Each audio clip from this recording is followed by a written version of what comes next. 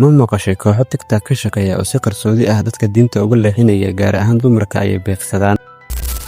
Laakiin waxaa ka sii yaab badan, waxaa jira nin lagu magacaabo Sheekh Mulxid Kista oo la sheegay inuu fududooday arrin aad u muran badan. Daawada su'aasha maanta run miyaa mise waa maran habaabin? Ku soo dhawow channelka Prince Khalid. Halkan waxaan ku falanqeynaa arrimaha ugu xasaasisan ee bulshada, diinta iyo wararka qarsoon.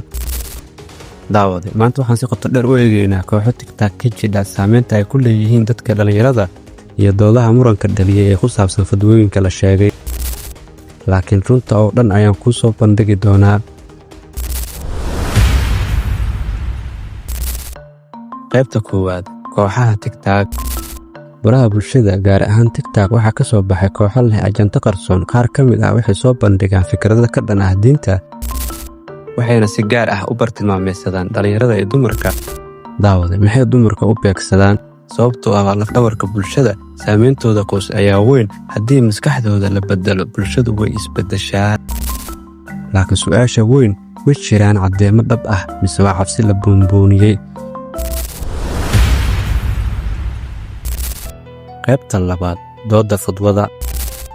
Waxaa la faafiyey hadal sheegaya in qof la yiraahdo Sheekh Mulxid Kista uu ogolaaday arrimo aad u muran badan. Laakiin halkan waa muhiim, daawade. Mar walba hubi xigashada macnaha iyo runta dhabta ah. Sababtoo ah mararka qaar hadalka waa la jarjarayaa ama si qaldan ayaa loo faafinayaa. Marka su'aasha saxda ah waa ma fadwo dhab ah baa mise waa been lagu sameeyo magaca qof. Qaybta saddexaad, saameynta bulshada. Marka fikrado cusub oo muran leh ay bulshada galaan, waxaa dhacaya isbeddel tartiib ah. Dadku waxay bilaabaan shaki, qiimaha dhaqanka u daciifaa, kala qaybsanaan ayaa dhacda. Laakiin sidoo kale, qof kasta wuxuu leeyahay xorriyad uu wax ku barto oo uu su'aalo weydiiyo. Marka su'aasha muhiimka ah waa sidee loo ilaaliyaa diinta, sidee loo ilaaliyaa fikir xor ah. Qaybta afraad, falanqeyn qoto dheer. Baraha bulshada waa seef laba af leh. Waxay leedahay faa'iido, waxay kaloo keeni kartaa marin habaabin. Halka maaha cabsi keliya, halka waa cilmi, faham iyo xaqiijin. Haddii aad aragto wax muran leh, daawade ha degdegin inaad rumayso. Baadh, hubi, kadib go'aan qaado. Haddii aad rabto runta qarsoon iyo falanqeyn qoto dheer, subscribe saar channelka, like saar muuqaalka, comment aragtidaada gaarsii ama la wadaag asxaabtaada. Su'aasha maanta, adiga maxaad ka aaminsan tahay arrintan? Ka dood commentiga.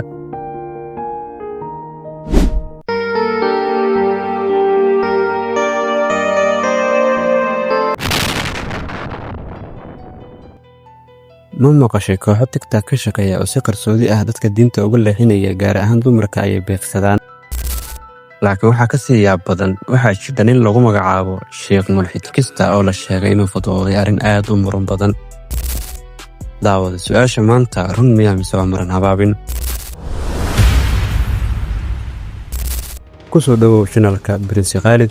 Halkan waxaan ku falanqeynaa arrimaha ugu xasaasisan ee bulshada, diinta iyo wararka qarsoon. Daawada maanta waxaan si qoto dheer u eegaynaa kooxo TikTok ka jira saameynta ay ku leeyihiin dadka dhalinyarada iyo doodaha muranka dhaliyay ee ku saabsan fadwooyinka la sheegay. Laakiin runta oo dhan ayaan ku soo bandhigi doonaa. Qaybta koowaad, kooxaha TikTok. Baraha bulshada gaar ahaan TikTok waxaa ka soo baxay kooxo leh ajanta qarsoon. Qaar ka mid ah waxay soo bandhigaan fikrado ka dhan ah diinta, waxayna si gaar ah u bartilmaameedsadaan dhalinyarada iyo dumarka. Daawada maxay dumarka u beegsadaan? Sababtoo ah laf-dhabarka bulshada, saameyntooda qoys ayaa weyn. Haddii maskaxdooda la bedelo, bulshadu way isbedeshaa. Laakiin su'aasha weyn, way jiraan caddeemo dhab ah mise waa cabsi la buunbuuniyey? Qaybta labaad, dooda fadwada. Waxaa la faafiyey hadal sheegaya in qof la yiraahdo Sheekh Mulxid Kista uu ogolaaday arrimo aad u muran badan.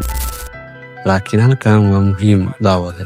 Mar walba hubi xigashada macnaha iyo runta dhabta ah. Sababtoo ah mararka qaar hadalka waa la jarjarayaa ama si qaldan ayaa loo faafinayaa. Marka su'aasha saxda ah waa ma fadwo dhab ah baa mise waa been lagu sameeyo magaca qof. Qaybta saddexaad, saameynta bulshada.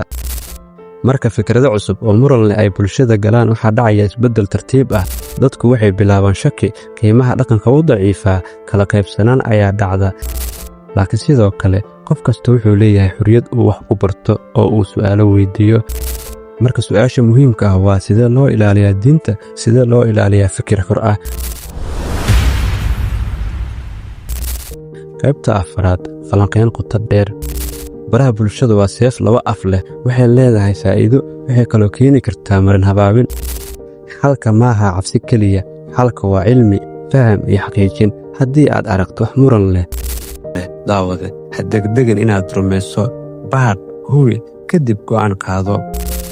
haddii aad rabto runta qarsoon iyo falanqayn qoto dheer, sabscribe saar janalka, like saar muuqaalka, comment aragtidaada gaarsii ama la wadaag asxaabtaada. su'aasha maanta, adiga maxaad ka aaminsan tahay arrintan? ka dood commentiga.